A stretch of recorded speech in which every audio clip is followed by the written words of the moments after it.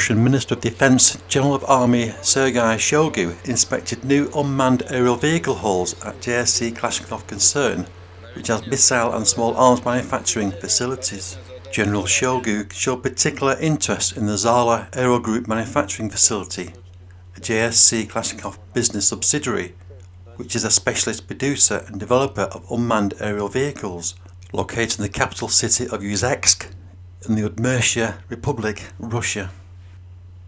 This factory visit, recorded on the 10th of February 2024, marks nearly a year since the implementation of a state defence order for a significant increase in UAV production and upscale of resources for new drone research and developments. It also marks nearly 2 years since Russia invaded Ukraine.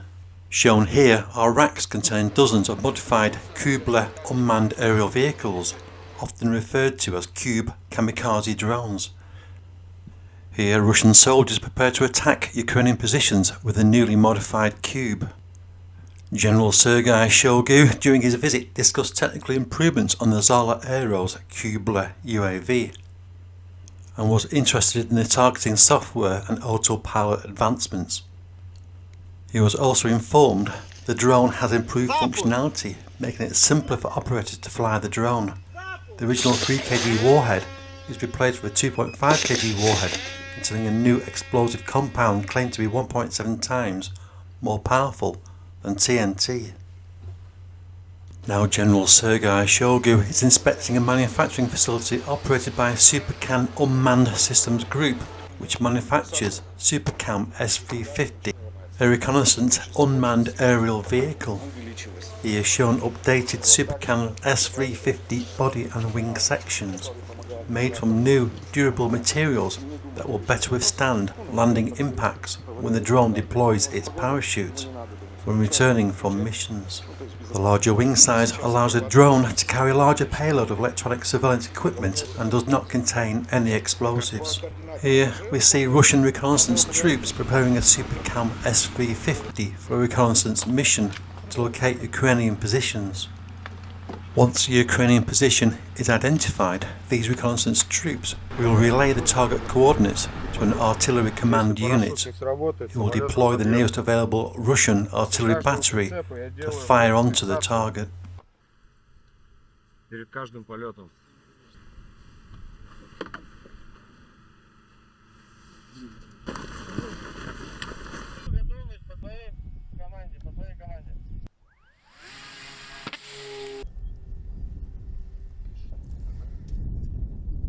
Горизонт, взлет штатный. Джип, 1 минивэн и карандаши во дворе увозил. Наблюдаем 2 единицы. Да, наблюдаем. Да, принял, спасибо. Командный пункт выявленный был с утра, сейчас подтвердили.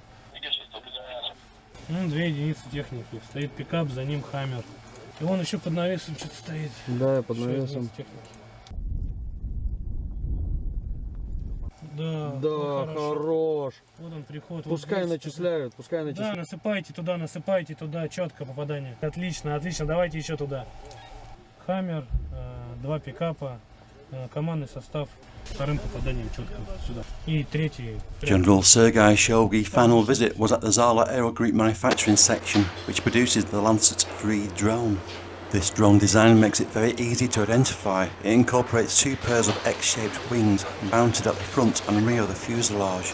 Its stated lethality and precision, reported by Russian operators in Ukraine, now appears to be backed up with a considerable increase in production.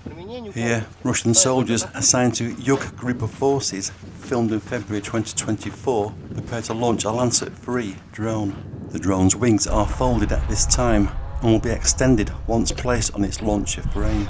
The ZALA Lancet-3 can be used for both reconnaissance and strike missions. It has a maximum range of 40 kilometers or 25 miles. It's classed as a loitering munition used to seek out Ukrainian positions. Its video feed will allow the operator to call in either an artillery strike or switch the drone on course to dive against soft or exposed targets, such as buildings, artillery emplacements, or personnel.